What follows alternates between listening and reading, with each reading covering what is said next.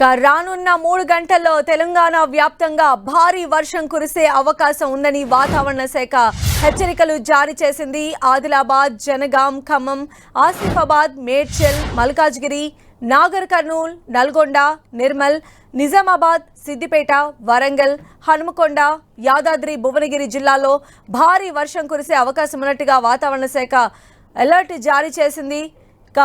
ఇప్పటి వరకు కూడా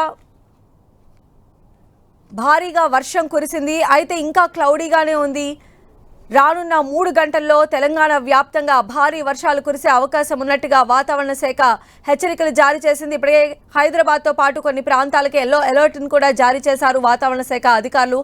ఆదిలాబాద్, జనగాం, ఖమ్మం, ఆసిఫాబాద్, మేడ్చల్, మల్కాజ్గిరి, నాగర్ కర్నూల్, నల్గొండ, నిర్మల్, నిజామాబాద్, సిద్దిపేట, వరంగల్, హన్మకొండ, యాదాద్రి, భువనగిరి జిల్లాల్లో భారీ వర్షం కురిసే అవకాశం ఉన్నట్టుగా వాతావరణ శాఖ అధికారులు హెచ్చరికలు జారీ చేశారు. ఈ నేపథ్యంలో ఇప్పటికే కురిసినటువంటి భారీ వర్షాలకు లోతట్టు ప్రాంతాలన్నీ కూడా వరదలో చిక్కుకున్నటువంటి పరిస్థితి కనిపిస్తోంది. మొత్తం రహదారులన్నీ కూడా చెరువులను తలపిస్తూ ఉన్నాయి. వాటిలో కొన్ని వాహనాలు కూడా చిక్కుకుపోయాయి. హైదరాబాద్ లాంటి ప్రాంతంలో అయితే తీవ్రమైనటువంటి ట్రాఫిక్ జామ్లో వాహనదారులు ఇక్కట్లు పడుతున్నటువంటి పరిస్థితి కనిపిస్తోంది. నాలాలు ఉప్పొంగి ప్రవహిస్తూ ఉన్నాయి. ఇప్పటికే కలెక్టర్లు కింద స్థాయి వారందరినీ కూడా అలర్ట్ చేయడం జరిగింది. మరోవైపు హైదరాబాద్లో కూడా జిహెచ్ఎంసీ ఫోర్సెస్ కూడా రంగంలోకి దిగాయి.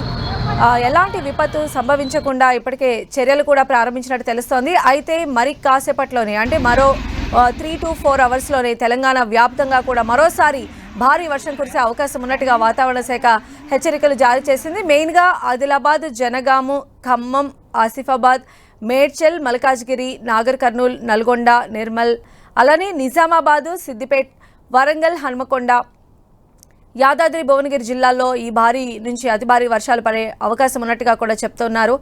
సో మొత్తంగా ఈరోజు మార్నింగ్ నుంచి కూడా వెదర్ నార్మల్గా ఉన్నప్పటికీ మధ్యాహ్నం ఒక్కసారిగా వాతావరణంలో మార్పు వచ్చింది.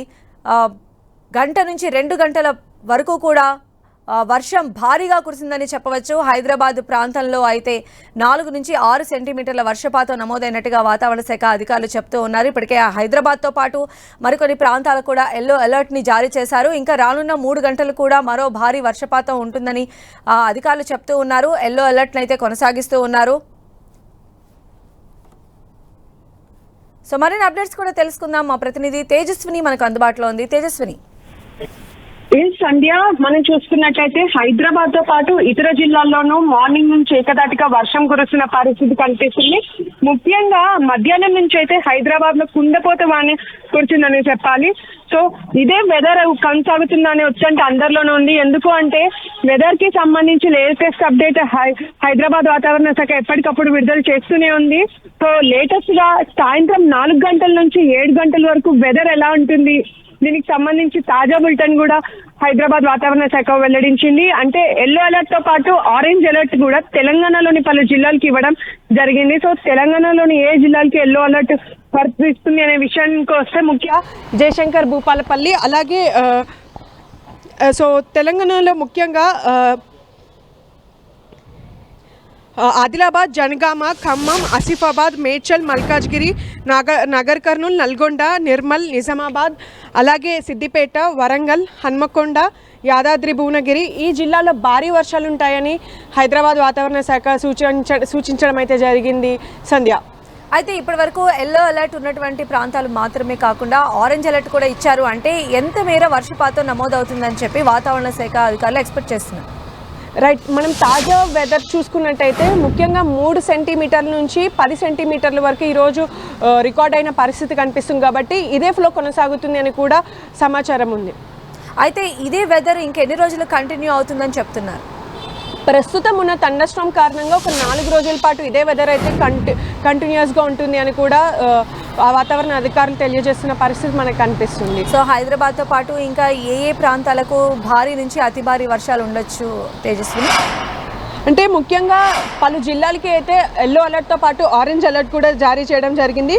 ముఖ్యంగా ఆరెంజ్ అలర్ట్ అంటే మనకు భారీ నుంచి అతి భారీ వర్షాలు కూడా పడే అవకాశం ఎక్కువగా ఉంటుంది. కాబట్టి ఈ ఆదిలాబాద్, జనగాం, ఖమ్మం, అలాగే కుమరంభీం, మల్కాజ్గిరి అంటే హైదరాబాద్ పరిసర జిల్లాలైన మల్కాజ్గిరి, నాగర్ కర్నూల్, నల్గొండ, నిర్మల్, నిజామాబాద్, సిద్దిపేట్, వరంగల్, హన్మకొండ, యాదాద్రి, భువనగిరి ఈ జిల్లాలకు ఆరెంజ్ అలర్ట్ ఇవ్వడం జరిగింది. ముఖ్యంగా ఈ జిల్లాల్లో ఉన్న ప్రజలు అప్రమత్తంగా ఉండాలి. ఎవరైతే లోతట్టు ప్రాంతాల్లో ఉంటారో ఆ ప్రజలు కూడా ఎప్పటికప్పుడు సురక్షిత ప్రదేశాలకు వెళ్తూ ఉండాలి అని కూడా అధికారులు సూచనలు జారీ చేశారు. Okay, right Tejaswi. అది మొత్తంగా మరో 3 గంటల్లో కూడా హైదరాబాద్తో సహా తెలంగాణలోని పలు ప్రాంతాల్లో మరో భారీ నుంచి అతి భారీ వర్షం కురవచ్చని చెప్పి వాతావరణ శాఖ అధికారులు అలర్ట్ అయితే జారీ చేశారు. ముఖ్యంగా లోతట్టు ప్రాంత ప్రజలు అప్రమత్తంగా ఉండాలని చెప్పి ఇప్పటికే అధికారులు అలర్ట్ చేస్తున్న పరిస్థితి ఉంది.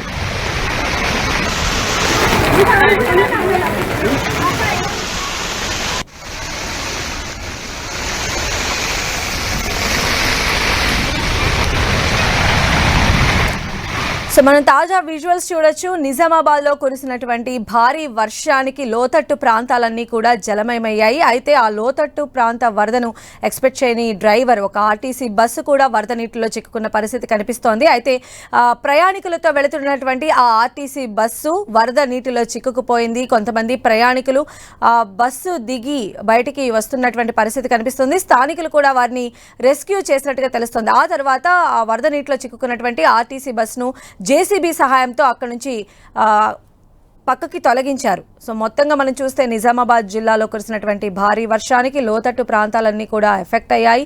లోతట్టు ప్రాంతాల్లో వెహికల్స్ అన్నీ కూడా వరద నీటిలో చిక్కుకున్నటువంటి పరిస్థితి కనిపిస్తోంది. అందులో భాగంగానే తాజాగా ఒక ఆర్టీసీ బస్ కూడా వరద నీటిలో చిక్కుకున్న విజువల్స్ మనం చూడొచ్చు. ప్రయాణికులతో వెళుతున్నటువంటి ఆ ఆర్టీసీ బస్సు వరద ఉధృతిని ఊహించలేనటువంటి ఆ డ్రైవర్ ఒక్కసారిగా అటువైపు బస్సును తిప్పడం జరిగింది. ఈ నేపథ్యంలోనే వరద క్రమక్రమంగా పెరగడం, ప్రయాణికులందరూ కూడా కాస్త టెన్స్కి గురైనటువంటి సిచ్యువేషన్ ఉంది. ఈ నేపథ్యంలోనే బస్సు దిగి వారందరూ కూడా అక్కడి నుంచి రెస్క్యూ అయ్యారు. బస్సును కూడా అక్కడి నుంచి తొలగించడం జరిగింది.